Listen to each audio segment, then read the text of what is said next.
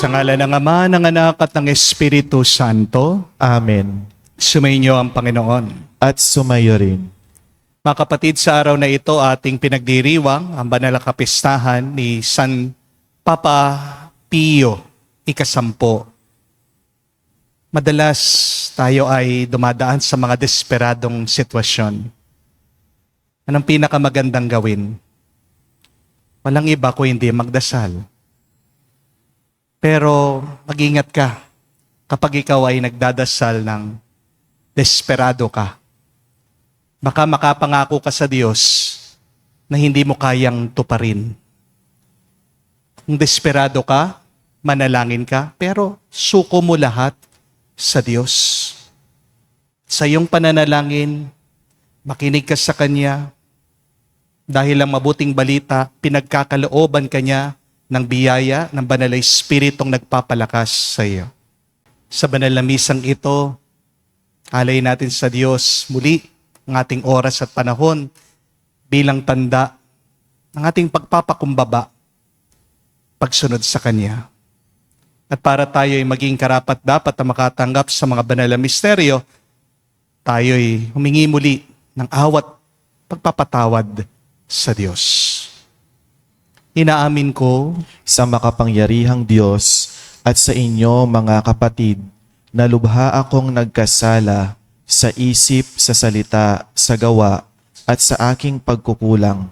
Kaya isinasamo ko sa mahal na Birheng Maria, sa lahat ng mga anghel at mga banal, at sa inyo mga kapatid, na ako'y ipanalangin sa Panginoong ating Diyos. kawan tayo na makapangyarihang Diyos, patawarin tayo sa ating mga kasalanan, patnubayan tayo sa buhay na walang hanggan.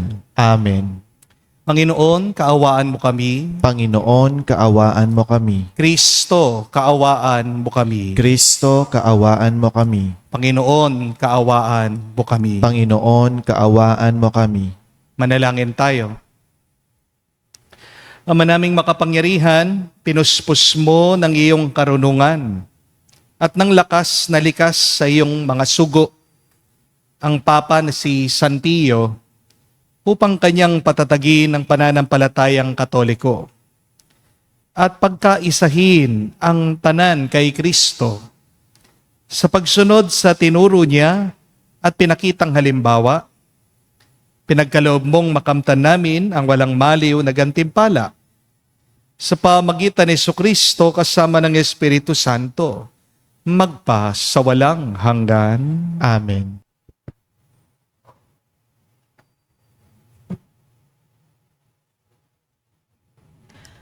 Pagbasa mula sa aklat ng mga hukom. Noong mga araw na iyon, ang Espiritu ng Panginoon ay lumukob kay Jefte. Nagpunta siya sa Galaad at Manases. Pagkatapos ay nagbalik sa Mispa, Galaad at saka nagtuloy upang salakayin ang mga Amonito. At nangako si Jefte sa Panginoon ng ganito, "Kapag niloob ninyo na malupig ko ang mga Amonitong ito, susunugin ko bilang handog sa inyo ang unang sasalubong sa akin pag-uwi ko." Sinalakay nga ni Jefte ang mga Amonito at pinagtagumpay siya ng Panginoon. Nalupig nila ang mga kalaban at nasakop ang 20 lungsod mula sa Aroer, sa palibot ng Minit hanggang sa Abel-Keramim. Marami silang napatay sa Amonito. Nang magbalik si Jefte sa Mispa, sinalubong siya ng anak niyang babae na sumasayaw sa saliw ng kanyang tamburin. Siya lamang ang anak ni Jefte. Nang makita siya ni Jefte, hinatak niya ang kanyang kasuotan at buong paghihinagpis na sinabi, "Anak ko, kay bigat na bagay nitong ginawa mo sa akin ngayon. Naipangako ko sa Panginoon na ihahandog ko sa Kanya ang unang kasambahay kong sasalubong sa akin ngayon." Sumagot ang anak ni Jefte, "Kung nakapangako kayo sa Kanya, tuparin ninyo yamang niloob niyang magtagumpay kayo sa inyong mga kaaway na mga Amonito. Ngunit may isa lamang po akong ipakikiusap sa inyo. Bayaan ninyong isama ko sa bundok ang aking mga kaibigan upang ipagluksa ko ng 2 buwan ang aking pagkadalaga. Pumayag naman si Jephthah na umalis ng 2 buwan ang anak niya. Nagpunta nga ito sa bundok, kasama ang kanyang mga kaibigan upang ipagluksa ang kanyang pagkadalaga, pagkat mamamatay siya nang hindi magkakaasawa. Pagkaraan ng 2 buwan, nagbalik siya sa kanyang ama at isinagawa naman ito ang kanyang pangako sa Panginoon. Ang salita ng Diyos. Salamat sa Diyos. Handa akong naririto upang sundin ang loob mo. Handa akong naririto upang sundin ang loob mo. Mapalad ang taong may tiwala sa Diyos at sa Diyos-Diyos ay hindi dumudulog, hindi sumasama sa nananambahan sa mga nagkalat na Diyos-Diyosan. Handa akong naririto upang sundin ang loob mo. Ang mga panghandog pati mga hain at mga hayop na handang sunugin, hindi mo na ibig sa dambana dalhin, upang yaong salay iyong patawarin.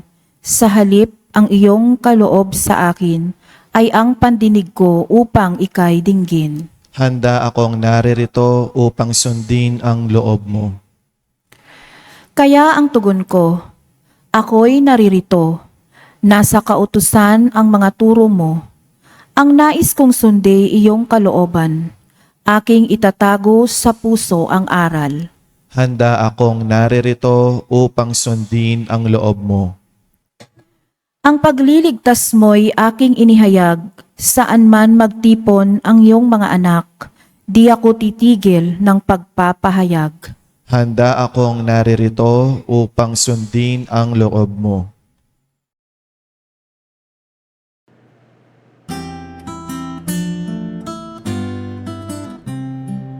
Alleluia, alleluia, alleluia, alleluia,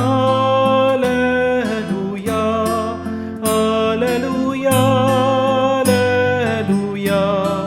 alleluia, alleluia, alleluia, alleluia, alleluia, alleluia. Dinggin ninyong lahat ngayon ang tinig ng Panginoon sa loob na mahinahon. Sumainyo ang Panginoon. At sumayo rin. Ang mabuting balita ng Panginoon ayon kay San Mateo. Papuri sa iyo, Panginoon.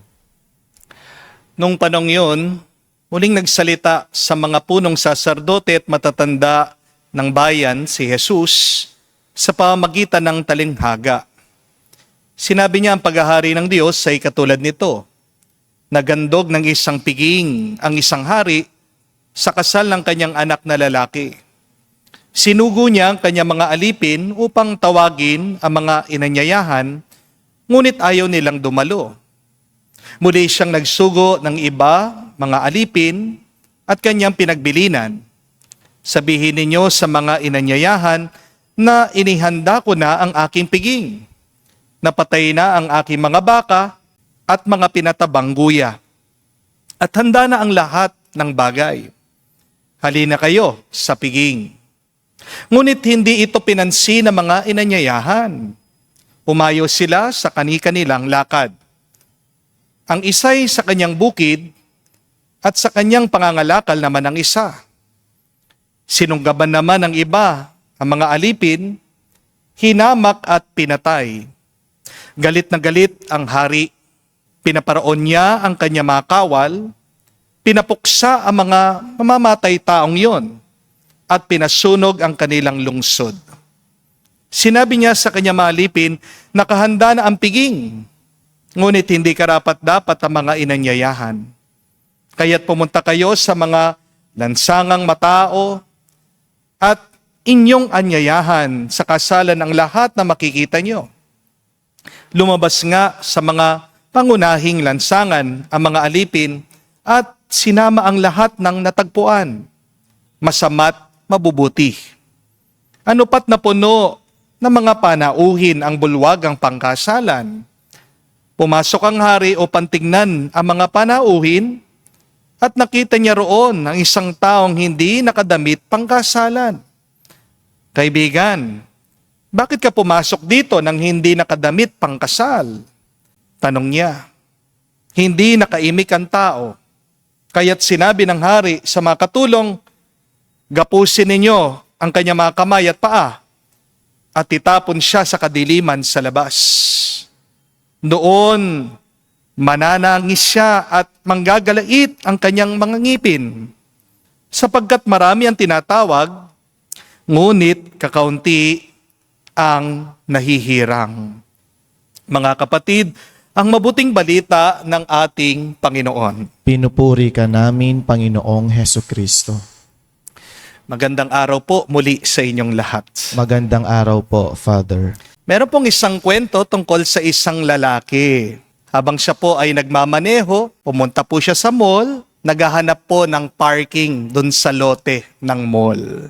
Pero dahil napakarami po ng mga nakaparada, ito pong lalaki na-frustrate, na-stress na. Kaya bigla daw siyang napadasal. Sabi niya, "Oh Lord, hindi ko na kaya. Pagod na po ako, sawa na ako. Kung bibigyan niyo ako ng parking space, nangangako po ako, titigil na ako sa pag-inom. Bawat linggo, pupunta po ako sa simbahan, magsisimba na ako." Alam niyo po kung ano nangyari? Bigla daw nagdilim ang langit. Kumulog, kumidlat, tinamaan ang kotse niya. Nakuryente siya. Ayun, dahil po nagkaroon ng aksidente, ngayon handicap na siya. At pwede na po siyang makapag-parking doon sa mga handicap spaces. My dear friends, be careful with what you're praying for. Do not pray carelessly. Maaaring naranasan nyo na po na kayo din, nangako din kayo sa Diyos. Dahil sobrang desperado nyo na. Yung bang tipong nasabi mo sa dasal, Panginoon, pagalingin mo lang ako. Hindi na ako magbibisyo, hindi na ako magkakasala. O baka yung mga ibang estudyante sa inyo, sinasabi, nananalangin, Lord, basta't pumasa lang ako sa board exam, magsaserve na ako sa simbahan. O baka meron din mga iba sa inyo, nagdadasal, sinasabi, Panginoon, o Diyos, kapag nakabenta ako ng lupa, magdo-donate ako sa mga maghihirap. Sigurado ko lahat po tayo nakagawa na niyan ang tinatawag nating bargain prayers. At ito din po ang ating narinig sa unang pagbasa sa kwento ni Jefte. Ano po ang nangyari? Siya daw po ay nangako sa Diyos. 3 bagay po ang pinapaalala sa atin ng Panginoon ngayon. Una, huwag kang mangangako kung hindi naman ito hinihingi ng Diyos. Don't promise what God did not ask for. Ang sabi po sa kwento, unang-unang linya pa lang po ang banal na espiritu ay binigay na ng Diyos kay Jefte. May kakayahan na siya, may lakas na siya, tiyak na magtatagumpay na siya laban sa mga kaaway ng Diyos. Pero naisip pa rin niya, kailangan niya magkipag-deal sa Diyos. Ang sabi po ni Jefte, kung ibibigay mo, Panginoon, sa akin ang tagumpay, ihahandog ko sa iyo ang unang taong lalabas sa aking bahay. Madalas, gusto pa nating dagdagan ang tinapos na ng Diyos. Please, do not add more to what God did not promise. Marami kasi sa atin iniisip yan Kapag marami akong gagawin para sa Diyos, marami ding gagawin ang Diyos para sa akin. Aminin nyo, yung mga iba iniisip na kapag palagi akong magsisimba, mas marami akong tatanggaping grasya. Meron po mga nagpa-bless sa akin, magbo-board exam daw sila. Pagkatapos ko po silang pinagdasal, pinakiusapan ako. Sabi, Father, pakitasa naman po yung aming lapis. Bakit? Sabi ko, swerte daw po yan, Father, para daw pumasa kami. Tingnan niyo na yon. Mas pinaniniwalaan pa nila yung pagtatasa. Mas pinaniniwalaan pa nila yung swerte kesa dun sa pagpapagod nila. Kung nag-aral naman sila, di po ba dapat may kumpiyansa sila? Mga kapatid, minsan yan ang ating nakakalimutan, na nauna na nating tinanggap ang Espiritu at grasya ng Diyos. Hindi mo kailangan maglakad palapit sa simbahan, kahit na alam ko po, panata ng iba sa inyo, para kayo'y pagpalain. Maniwala ka kapatid, kung mahal ka ng Diyos, pagpapalain at pagpapalain ka niya. Amen? Gusto mo bang masagot ng Diyos ang dasal mo? Itong gawin mo. Linisin mo ang puso mo. Palagi kang magpakumbaba sa Diyos. Amen? Walang laman ang dasal mo. Walang katuturan ang panata mo. Kung puno pa rin ng kasalanan ang kaluluwa mo. Amen? Dahil sinasabi sa atin ng Diyos, binigay ko na sa inyo ang banal na Espiritu. Hindi nyo na kailangan makipagtawaran sa akin Maniwala lang kayo. At anong nakasulat sa Ebanghelyo? Walang imposible sa mga naniniwala at nananalig sa Diyos. Amen? Kaya nga ang paalaala, huwag mo nang dagdagan ng kondisyon ang mga pinangako na ng Diyos sa iyo. Adding more conditions will not add more grace to your life, but remain in God, and His grace will be enough. His grace will overflow in your life. Pero pangalawa, may kapalit ang walang pag-iingat na pangako mo sa Diyos. Careless commitments will cost you. Anong pinangako ni Jefte sa Diyos? Na kung mananalo daw siya sa labanan, ang unang sumalubong sa kanya ay aalay niya, papatayin niya para sa Diyos. Nanalo nga si Jefte. At sa pag-uwi niya, sinong sumalubong sa kanya? Yung kanyang anak na dalaga. Kaisa-isahang anak niya. At madalas po, di ba, ganyan din tayo. Gumagawa kasi tayo ng mga emotional, padalos-dalos na desisyon sa init ng sandali na hindi man natin pinag-iisipan ng mabuti. I have said this many times. Do not make major decisions on your fleeting emotions. Kung gagawa ka ng pangako, siguraduhin mo, hindi yan mapapako. Pero aminin natin, marami na tayong pinangako na hindi natin tinupad. Di po ba? Dahil tayo'y mahihina. Tayo'y mga makasalanan na tao. Kaya nga, ano ang turo ni Jesus? Do not promise at all, because to promise without fulfilling it is a sin. Mga kapatid, mag-ingat kayo. Kung pressured po kayo, kasi sigurado hindi tama ang iyong pag-iisip. At kapag hindi tama ang iyong pag-iisip, hindi rin tama ang iyong mapipili. Amen? Before you say anything or do anything, do not only think about it twice, thrice, 4 times, but pray for it over and over again. And pray with all of your heart. Yan ang magandang paraan ng pagdarasal kapag tayo'y desperado na, stress na, bigat na minsan sa buhay. Remember, what you choose now, what you do now, echoes in eternity. Ano man ang gawin mo, yan ay may bunga, yan ay mag-aalingaw-ngaw sa buhay na walang hanggan. Kaya nga, mag-ingat ka, huwag kang padalos-dalos sa iyong pangako, sa iyong mga desisyon. Pero pangatlo at kahuli-hulihan, ang lahat ng inaalay mo sa Diyos ay hindi masasayang. Nung po nalaman ng anak ni Jefte ang pangako ng kanyang ama sa Diyos, nakakamangha. Kahit na nalulungkot siya, sinuko niya ang kanyang sarili sa Diyos. Naging masunurin po itong bata. Napakabigat nito, napakahirap nito. Madalas nararanasan din natin yan, na tayo, kailangan din nating magbayad sa ginawa ng ibang tao. Di po ba madalas nararanasan din natin yan? Meron tayong kailangan bayaran na hindi naman nating kasalanan, ginawa ng iba, pero tayo ang tatayo, tayo ang haharap dun sa bunga ng kanilang mga desisyon at pinili. Meron pong tinuturong napakahalaga nito sa atin. Trahedya ang kwento ni Jefte. Ngunit ito'y isang anino ng dakilang paghahandog. Sa pilitan man, binigay ni Jefte ang kanyang bugtong na anak. Ngunit tingnan niyo po, ang ating Diyos na Ama, nung binigay niya ang kanyang anak sa atin, ito po ay malaya. May lungkot ang panata ni Jefte, ngunit ang pagsasakripisyo ni Jesus sa atin ay biyaya. Kaya ito po ang katotohanan. Minsan, ang pagsuko natin ay para mantalo, pero sa kamay ng Diyos, kailanman hindi masasayang ito. Always remember that surrendering to God may seem a loss, and yet, in the end, it is the ultimate win.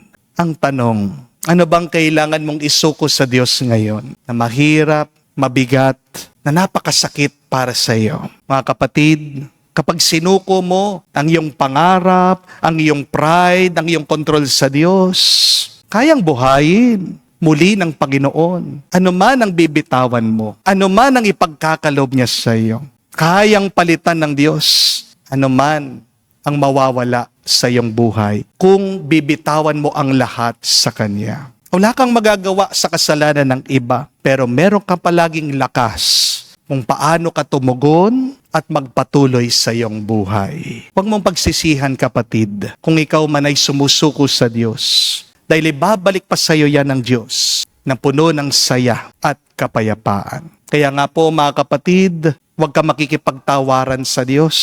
Sa halip, mamuhay ka na palaging sumusuko sa Kanya. Hindi mo kailangan kontrolin ang Diyos para lang pagpalain ka Niya. Dahil mahal na mahal ka Niya at pagpapalain ka Niya araw-araw. Ang mabuting balita, nasa atin ang Banal na Espiritu, nasa atin ang tagumpay at hindi mo na kailangan magsakripisyo. Dahil nagsakripisyo na si Jesus para sa atin minsan at magpakailanman. Yan ang ating pag-asa, yan ang ating lakas. Amen. Tumayo po tayo, inaanyayahan tayo ng Diyos sa hapag ng buhay na walang hanggan sa langit. Tumawag tayo sa ating mapagmahal na Ama para sa ating mga pangangailangan. Ating sabihin, Panginoon, dinggin mo kami. Panginoon, dinggin mo kami. Ang simbahan dito sa lupa naway patuloy na umunlad at mahikayat ang maraming tao sa kaligayahan ng kaharian ng Diyos. Manalangin tayo sa Panginoon. Panginoon, dinggin mo kami. Ang mga mayayaman at mahihirap naway huwag iwasan ang hamon at tawag ng kaharian ng langit. Manalangin tayo sa Panginoon. Panginoon, dinggin mo kami. Sa pagkakaroon ng dalisay at nagsisising puso, tayo naway matagpo ang karapat-dapat na makibahagi sa hapag na inihanda ng Diyos para sa atin. Manalangin tayo sa Panginoon. Panginoon, dinggin mo kami. Sa katahimikan po ng ating puso, sabihin natin, banggitin sa Diyos ang ating mga personal na pangangailangan. Ama naming nasa langit, tinaanyayahan mo kami na makapiling ka sa iyong kaharian. Habang kami pinapanalangin ang aming kapwa, tulungan mo kaming maakay sila sa hapag na inihanda ng iyong anak na si Jesus, aming Panginoon, ngayon at magpa sa walang hanggan. Amen.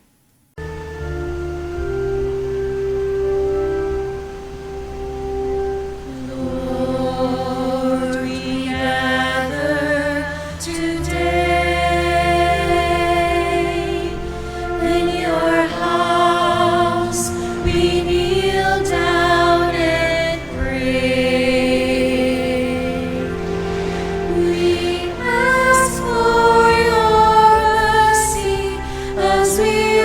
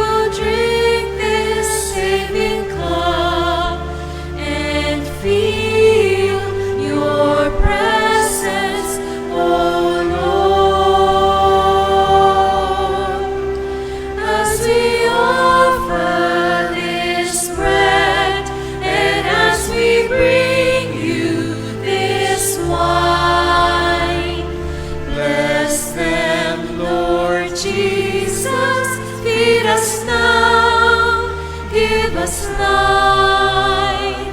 Send us your Spirit, the source of our lives, and together we will serve you with love. Manalangin kayo mga kapatid para ang ating mga paghahain ay kalugdan ng Diyos amang makapangyarihan. Tanggapin nawa ng Diyos itong paghahain sa iyong mga kamay, sa kapurihan niya at karangalan, at sa ating kapakinabangan, at sa buong sambayanan niyang banal. Ama naming lumikha, sa iyong pag-unlak, natanggapin ang aming paghahain. Loobin mong kami nagdiriwang nang may pagtalima sa tagubilin ni Papa San Pio ay taimtim na makaganap at makapakinabang ng wagas. Sa pamagitan ni Jesucristo kasama ng Espiritu Santo, magpasawalang hanggan. Amen. Sumainyo ang Panginoon. At sumayo rin. Itaas sa Diyos sa inyong mga puso at isipan. Itinaas na namin sa Panginoon. Itaas sa Diyos sa inyong mga puso at diwa. Itinaas na namin sa Panginoon. Pasalamatan natin ang Panginoong ating Diyos. Marapat na siya ay pasalamatan. Ama naming makapangyarihan, tunay nga marapat ikaw ang aming pasalamatan sa pamagitan ni Jesucristo na aming Panginoon. Ngayon, si San Papa Pio ay pinararangalan sa pamumuhay niyang totoong uliran at pagiging maasahan ng panunungkulan. Kaya't si Jesucristo ay maasahan sa katapatan ay nihahayag ang pangangasiwa sa sambayanan. Ang malasakit na mga ulirang tagapangasiwa noon ay nagpatuloy magpanghanggang ngayon. Sa mga panalangin kanilang iniukol, ay isa ng sambayanan mo dito ay nagtitipon.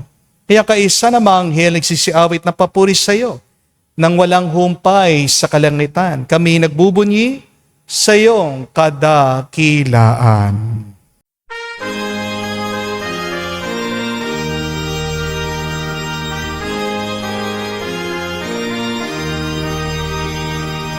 Santo, Santo, Santo, Panginoong Diyos ng mga hukbo. Napupuno ang langit at lupa ng kadakilaan mo. Hosana sa kaitasan, pinagpalang na Panginoon sa ngalan ng Panginoon. Hosana sa kaitasan, Hosana sa kaitasan. Ama naming banal, ikaw ang bukal ng tanang kabanalan. Kaya't sa pamagitan ng iyong Espiritu, gawin mong banal ang mga kaloob na ito, upang para sa amin maging katawan at tugo ng aming Panginoong Hesu Kristo. Bago niya pinagtiis ang kusang loob na maging handog, hinawakan niyang tinapay, pinasalamatan kanya. Pinaghati-hati niya yon, inabot sa kanyang mga alagad at sinabi, "Tanggapin ninyong lahat ito at kanin. Ito ang aking katawan, na ihahandog para sa inyo."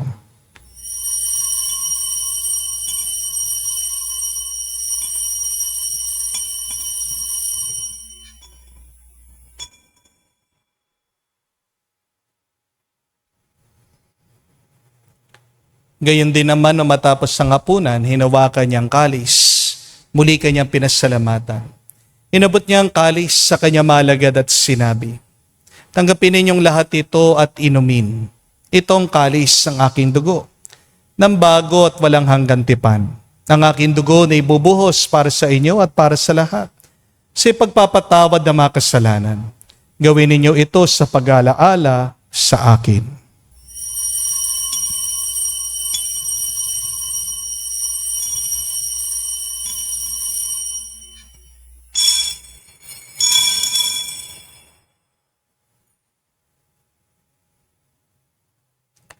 Ang misteryo ng pananampalataya.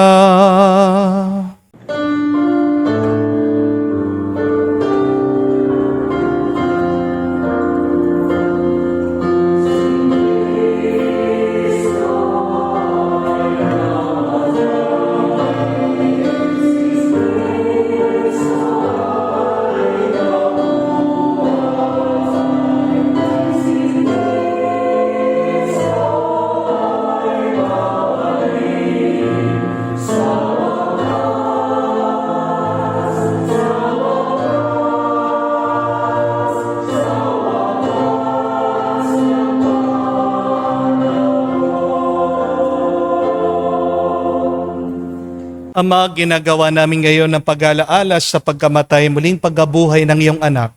Kaya tinialay namin sa iyong tinapay nagbibigay buhay at ang kalis na nagkakalob ng kaligtasan.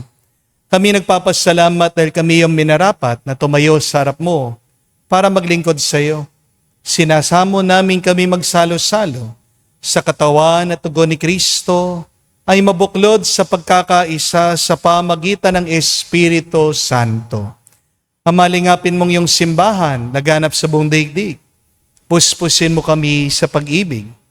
Kaisa ni Leon ang aming Santo Papa, si Florentino aming Arsobispo ng Tanang Kaparian. Alalahanin mo rin ang aming mga kapatid na mga nahimlay, may pag-asang sila'y muling mabubuhay. Gayon din naman lahat ng mga pumanaw, kawan mo't sila't patuloyin sa iyong kaliwanagan. Kawan mo't pagindapatin kaming lahat makasalo sa iyong buhay na walang wakas. Kaisa na mahal na Birhen Maria, Ina ng Diyos. Kaisa ni San Jose ang kanyang maluwalhating esposo. Kaisa na mga apostol, lahat ng mga banal. Si San Papa Pio, ika-10 na namuhay dito sa daigdig. Nakalugod-lugod sa iyo.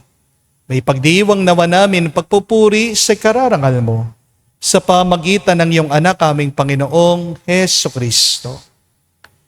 Sa pamamagitan ni Kristo, kasama niya at sa Kanya, ang lahat ng parangal at papuri ay sa iyo, Diyos Ama, makapangyarihan, kasama ng Espiritu Santo, magpasawalang hanggan.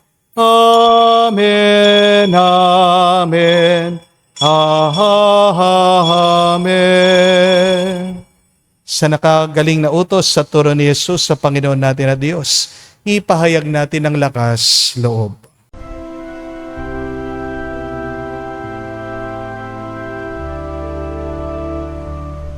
Ama namin, sumasalangit ka, sambahin ang ngalan mo, mapasa amin ang kaharian mo, sundin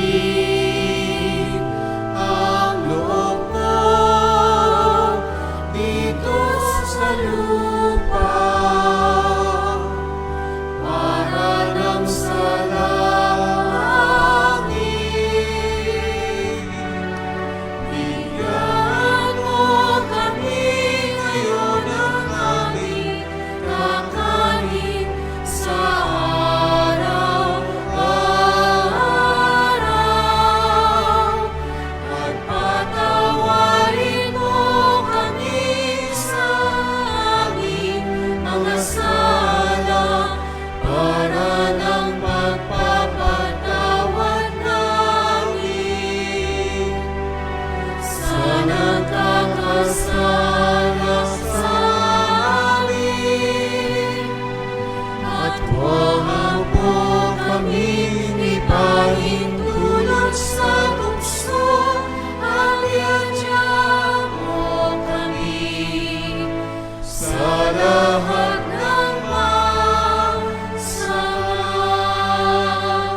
Niining namin kami adya sa lahat na masama, pagkalooban ng kapayapaan araw-araw, ligtas sa kasalanan, ilayo sa lahat ng kapahamakan, samantalang aming pinanabikan ang dakilang araw ng pagpapahayag ng tagapagligtas naming si Heso Kristo. Sapagkat iyo ang kaharian at ang kapangyarihan at ang kapurihan magpakailanman. Amen. Panginoong Heso Kristo, sinabi mo sa mga apostol, kapayapaan na iniwan ko sa inyo, ng aking kapayapaan binibigay ko sa inyo. Tunggayan mo ang aming pananampalataya, huwag ang aming pagkakasala. Pagkalooban mo kami ng kapayapaan at pagkakaisa, ayon sa iyong kalooban, kasama ng Espiritu Santo, magpa sa walang hanggan. Amen. Kapayapaan ng Panginoon ay laging sumainyo. At sumayo rin. Magbigayan po tayo ng kapayapaan sa bawat isa. Isuyo niyo po, kapayapaan po sa inyong lahat.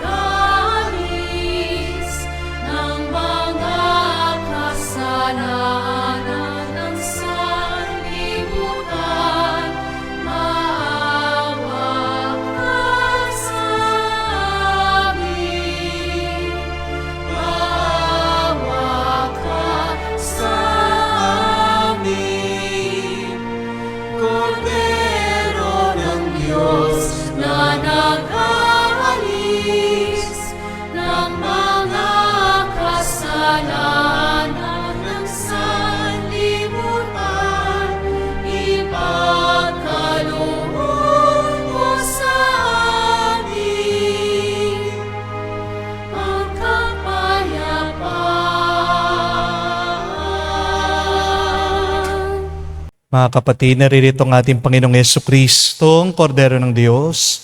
Siya nagalis sa mga kasalanan ng sanlibutan. Mapalad tayong lumalapit sa piging ng Kordero. Panginoon, hindi ako karapat-dapat na magpatuloy sa iyo, ngunit sa isang salita mo lamang ay gagaling na ako.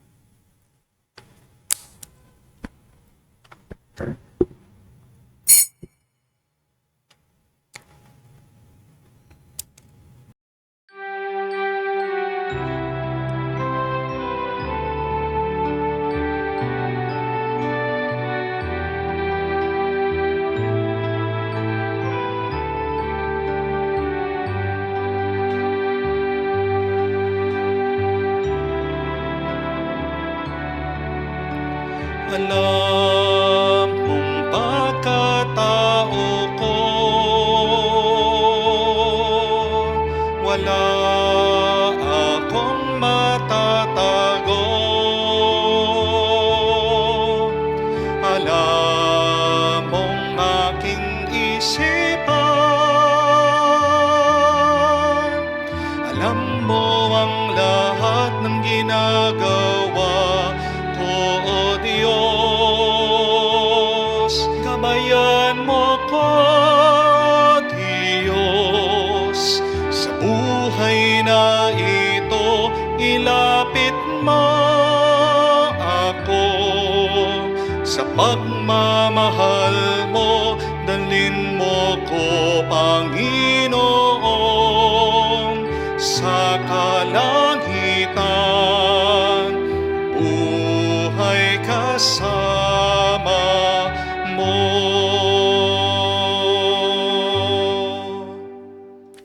Manalangin tayo. Ama naming mapagmahal, sa paggunita namin kay Papa San Pio, ika-10, kami mga nagsalo-salo sa banal na hapag ay magkaroon nawa ng pananampalatayang matatag at pagkakaisa sa pag-ibig mong matapat. Sa pamagitan ni Jesucristo kasama ng Espiritu Santo, magpasawalang hanggan. Amen. Mga kapatid, muli tandaan niyo po, huwag niyong dadagdagan ang pinangako na ng Diyos. Ang mabuting balita ay binigay na ng Diyos ang kanyang Espiritu sa atin, kaya kaya natin. Hindi dahil mas marami kang ginagawang panata, pagdarasal, pagsisimba, ay mas marami kang tatanggaping grasya. May grasya na. At kung gusto mong mas marami pang grasya ang iyong matanggap, kailangan mong gawin, maglinis ng iyong puso, magpakumbaba ka. Kung paano din narinig natin sa Ebanghelyo, napakaganda, na naghanda ang isang kainan ang Diyos. Pero, paano ka mananatili sa kainan kung hindi ka nakasuot ng mabuti? Ang suotan na yon ay simbolo ng ating pagkatao, ng ating kaluluwa. Kapag hindi maayos o marumi ang iyong suot, kahit na may hinandang napakasarap na grasyang Diyos para sa iyo, hindi mo makakain ito, hindi mo matatanggap ito. Kaya nga, muli mga kapatid, bigyan nyo ng oras at pansin ang pagsasaayos ng inyong loob. Kahit na marami kang ipangako sa Diyos, kahit na meron kang isakripisyo sa Kanya, kung may mali at hindi magandang nangyayari sa iyong puso, walang laman ang iyong pangako, ang iyong panata at panalangin. Ang pinakamagandang combination ay yung nagdarasal ka, oo, nagpapanata ka, oo, nangangako ka, pero naway maging matuwid, malinis, mabuting ngayong isip, yung puso at ang iyong kaluluwa. Kaya mo, dahil nasa iyo na ang grasya ng Diyos. Kaya tayo'y palagi magpasalamat at magpuri araw-araw sa Diyos. Sumainyo ang Panginoon. At sumayo rin. at kayo basbasa ng Diyos, makapangyarihan sa lahat. Sa ngalan ng Ama, ng Anak, ng Espiritu Santo, Amen. ang ating misa ay natapos na. Humayo kayo sa kapayapaan ni Kristo. Salamat sa Diyos.